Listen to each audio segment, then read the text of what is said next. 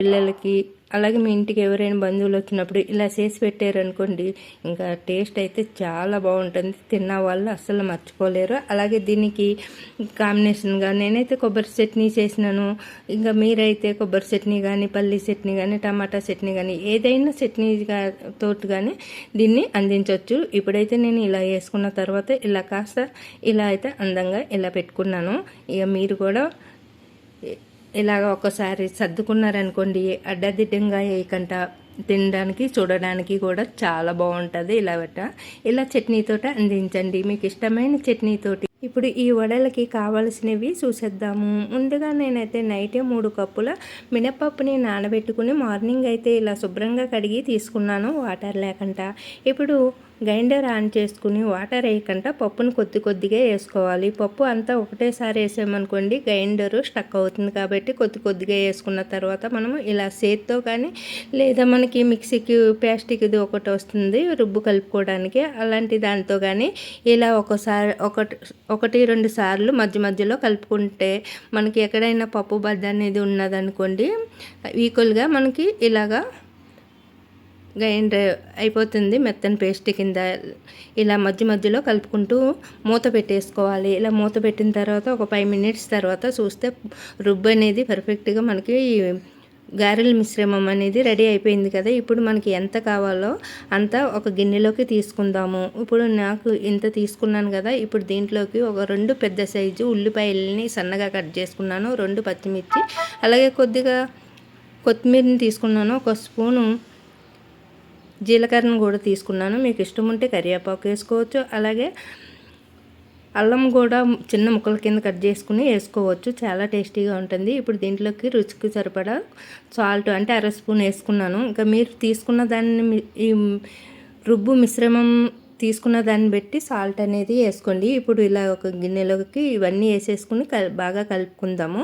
ఇదంతా బాగా కలుపుకున్న తర్వాత మనకి ఇంకా మీకు ఏమన్నా పలసగా అయ్యింది అనుకుంటే కాస్త రవ్వ వేసుకోవాలి. ఇందులోని నేను కాస్త ఒక పావు కప్పు అంటే చిన్న పావు గిన్నె అంటే ఒక స్పూన్లో వచ్చేసి ఒక 2 టేబుల్ స్పూన్లు కానీ 3 టేబుల్ స్పూన్లు కానీ రవ్వ వేసుకుంటే వడలు తినేటప్పుడు కరకరలాడుతూ బాగుంటాయి క్రిస్పీగా.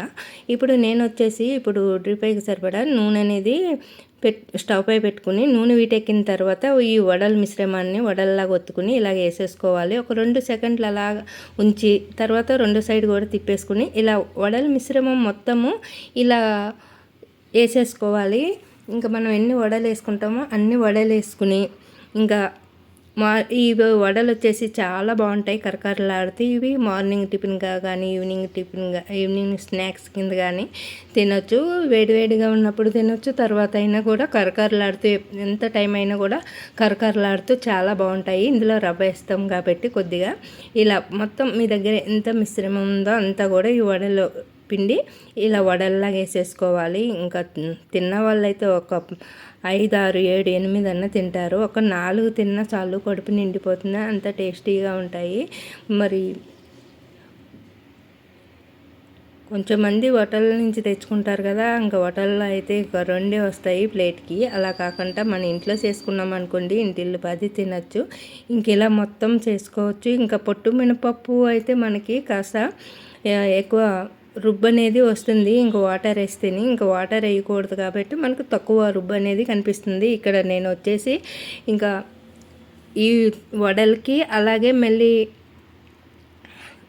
స్వీట్ వడలకి కూడా చేసుకున్నాను, అంటే పాకం గారెలకు కూడా, అలాగే టిఫిన్లోకి కూడా ఇదే మళ్ళీ కాస్త వాటర్ వేసి గ్రైండర్ పెట్టుకున్నాను అనుకోండి, కాస్త టిఫిన్లోకి కూడా రుబ్బు వస్తుంది కదా. అలాగే నేను మొత్తం ఒకటేసారి వేసాను కాబట్టి మీరైతే ఎంత 1 కప్పు కానీ 2 కప్పులు కానీ మీ ఇంట్లో ఉన్న మెంబర్స్ని పెట్టి తీసుకోండి పప్పు అనేది. ఇప్పుడు ఇవన్నీ ఇలాగా రెడీ అయిపోయినాయి చూడండి. కరకరలాడే వడలు అయితే రెడీ అయిపోయినాయి, ఎంతో టేస్టీగా ఉండే ఈ వడల్ని ఒక్కసారి మీరు కూడా ట్రై చేసి మీ ఇంట్లో ఉన్న పెద్దలకి పిల్లలకి అలాగే మీ ఇంటికి ఎవరైనా బంధువులు వచ్చినప్పుడు ఇలా చేసి పెట్టారనుకోండి, ఇంకా టేస్ట్ అయితే చాలా బాగుంటుంది. తిన్న వాళ్ళు అస్సలు మర్చిపోలేరు. అలాగే దీనికి కాంబినేషన్గా నేనైతే కొబ్బరి చట్నీ చేసినాను.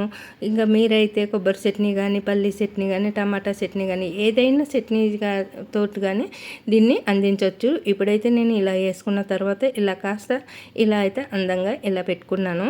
ఇక మీరు కూడా ఇలాగ ఒకసారి సర్దుకున్నారనుకోండి, అడ్డదిడ్డంగా వేయకుండా తినడానికి చూడడానికి కూడా చాలా బాగుంటుంది.